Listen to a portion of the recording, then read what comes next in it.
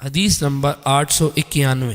حضرت سالم اپنے والد سے روایت کرتے ہیں، وہ حضور علیہ السلام سے روایت کرتے ہیں، آپ نے فرمایا جب تم میں سے کسی کی بیوی مسجد میں جانے کی اجازت مانگے تو وہ اسے نہ روکے۔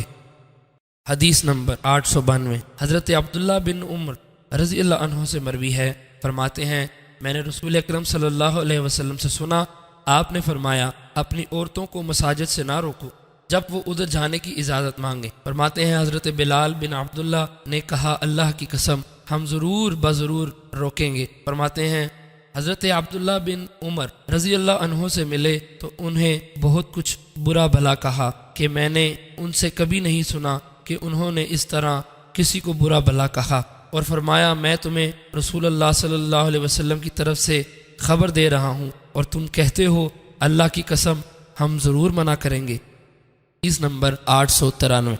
حضرت ابن عمر رضی اللہ عنہ سے مروی ہے، رسول اکرم صلی اللہ علیہ وسلم نے فرمایا اللہ تعالیٰ کی بندیوں کو اللہ کے گھروں سے نہ روکو۔ حدیث نمبر 894۔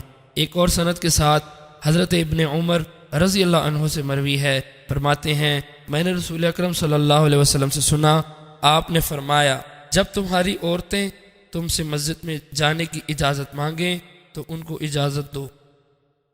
حدیث نمبر 895۔ حضرت ابن عمر رضی اللہ عنہ سے مروی ہے، فرماتے ہیں رسول اکرم صلی اللہ علیہ وسلم نے فرمایا عورتوں کو رات کے وقت مساجد کی طرف جانے سے نہ روکو۔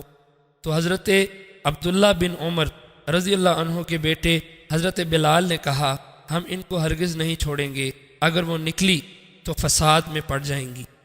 راوی فرماتے ہیں حضرت ابن عمر رضی اللہ عنہ نے ان کو جھڑکا اور فرمایا میں کہتا ہوں رسول اکرم صلی اللہ علیہ وسلم نے یہ بات فرمائی ہے اور تم کہتے ہو کہ ہم ان کو اجازت نہیں دیں گے۔ حدیث نمبر 896۔ ایک اور سند کے ساتھ بھی اس کی مثل مروی ہے۔ حدیث نمبر 897۔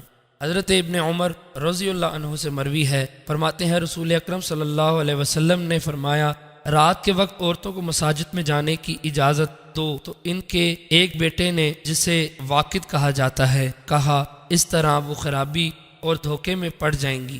راوی فرماتے ہیں حضرت ابن عمر رضی اللہ عنہ نے ان کے سینے میں ضرب لگائی اور فرمایا میں رسول اکرم صلی اللہ علیہ وسلم کا بیان کرتا ہوں اور تم کہتے ہو نہیں۔